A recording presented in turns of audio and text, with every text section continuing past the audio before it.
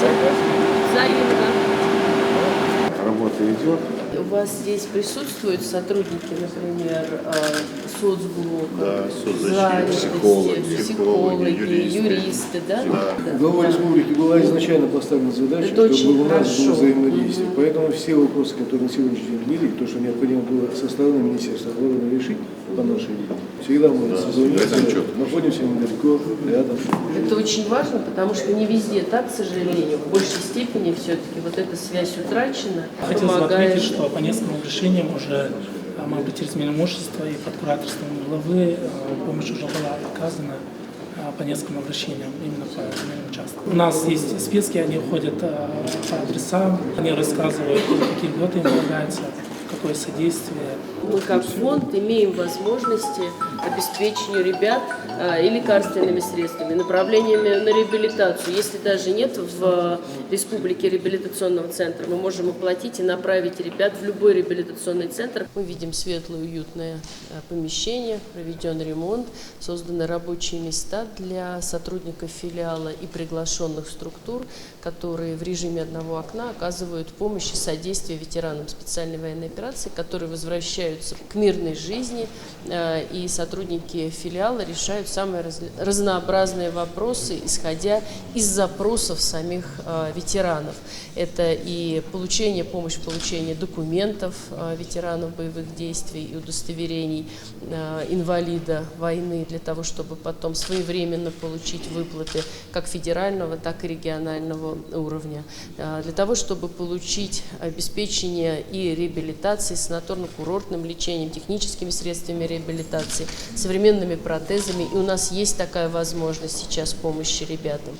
Это вопросы переобучения, трудоустройства, если имеется запрос. Это привлечение этих ребят в патриотическое воспитание молодежи. Вопросы самые разнообразные. И мне очень приятно, что здесь сформирована команда, которая обеспечивает эти потребности, сплоченная команда. Но основа нашей работы – это не только принять ветерана и членов семей погибших бойцов здесь, в стенах этого филиала фонда, но и непосредственно выезжать к тем, кто живет в малых отдаленных населенных пунктах и зачастую не имеет возможности приехать сюда. Я благодарна сегодня руководителю республики за то, что он очень оперативно принял решение как раз по обеспечению транспортным средством, который может помочь нашим сотрудникам выезжать непосредственно туда, ну и также транспортировать человека, находящегося, например, даже в лежащем положении, в реабилитационный центр, в стационар.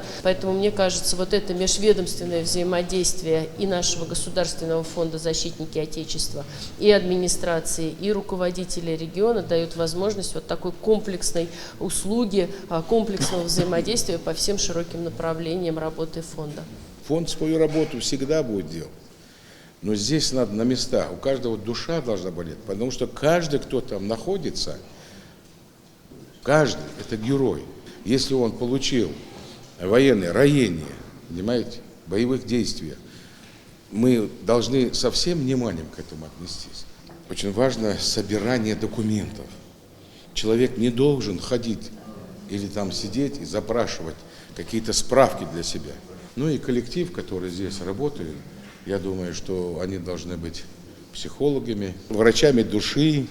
Вот, поэтому я думаю, все у нас будет правильное направление. Самое главное – помочь воину, который в этом нуждается. Нами в этой части было привлечено Министерство здравоохранения, Министерство труда, Минобразования, университет, военкомат. То есть для того, чтобы оперативно решать те или иные вопросы, которые возникают, и закрепили за каждой семьей участковых врачей. Мы выделим специальный автотранспорт, один, подчеркиваю, новый, хороший, 12-18 местный.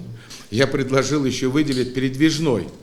У нас есть ФАП передвижной, поэтому они будут закреплены за филиалом фонда Республики Ингушетия, которые будут ими пользоваться, и в этой части, я думаю, это будет помощь для нашего фонда, для наших воинов, которые честно, мужественно отдают свой долг нашей Родине.